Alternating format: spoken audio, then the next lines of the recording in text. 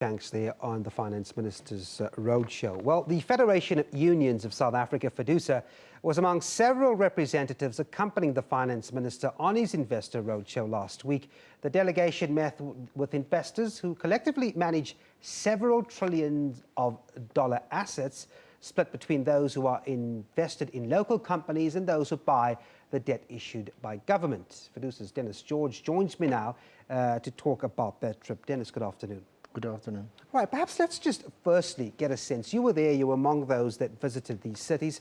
Talk to us about the makeup of the people who received you. Who were these investors and what were their posture like to you? Yeah, the posture was very friendly. Yeah. Most of the people that we met with is young people, brilliant minds, people that can see far in the future. And what they want to is to make sense of what happened in South Africa. You know, during December month, that we had 3 finance ministers in 1 week. Yep. It's kind of a Guinness Book of Record, that we've set. And the important thing is this, that we have met with them. We've explained to them the situation. They are still concerned about the political environment. They're still concerned whether Minister Pravin Gordhan, is going to leave government or whether he's going to be replaced, because the dispute between him and the National Commissioner of SARS is still going on. And that is something that we are still concerned about. And I think the foreign investors are also concerned about, because, administrative head must bow to the political head. Yeah. I see, though, that on the New York leg here, you met with some investors who were actually quite impressed and praised the fact that the very diverse faction, Labour, business and government, actually came on this roadshow with a sense of togetherness. They actually asked you whether or not this was the new norm. What did you say? Yes, what we told them is that is what South Africa is very strong on. Then when we are in trouble or we're having challenges, that we come together and we can formulate one vision. They believe the message that we gave them, but they want to see the evidence. And the evidence is going to come up before June month, when the rating agents are going to now do their assessment whether we have delivered and implemented what we promised to them now.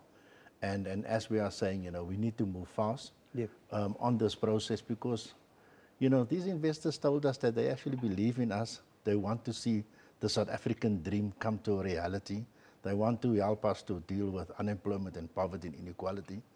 The whole thing is up to us as South Africans to get our act together and to move forward as one. I see in Boston, the investors, they're concerned about the country's wage bill. As Labour, how did you respond to that? You see, the wage bill, and this is what we told them, organized labor is in favor of total factor productivity. In other words, we want to see our country being competitive globally. We want to see our economy grow through productivity, but productivity only doesn't come from labor. It comes also from the capital. It also comes from the skills levels of your people, because to have smart outputs, you need to have smart workers, and smart workers come from skills development. Still in Boston, they were quite frank about the move or momentum on privatization of some government state assets, saying that it's been touted for some time now. What was the delegation's response to that? Look, our response was basically, in a way, is that we want our state-owned enterprises to add value to the bottom line of South Africa. We don't want a parastatal must come to the fiscus every year, and this year you want a 5 billion rand bailout, and the next year you want another 3 billion rand bailout. That monies that we bail out state enterprises can go towards education and towards health. And therefore we need quality leadership in our state-owned enterprises to manage those enterprises so that they can benefit the country and not become a burden for our fiscus. In terms of intentions, Denis, I mean, we met with these investors. Do you get a sense that money is ready to actually come into the country based on a few things that they want to see? Is there money there ready to be invested? Look, money has to be invested to be productive. And the return on the investment is what counts. And then the second thing is the issue of whether a country would default. And so if they default, then the investor takes a haircut. And what we've promised them is that whatever money you put in this country, we will make sure that you get your money back. And that is the confidence that the Minister of Finance gave them. We've never defaulted.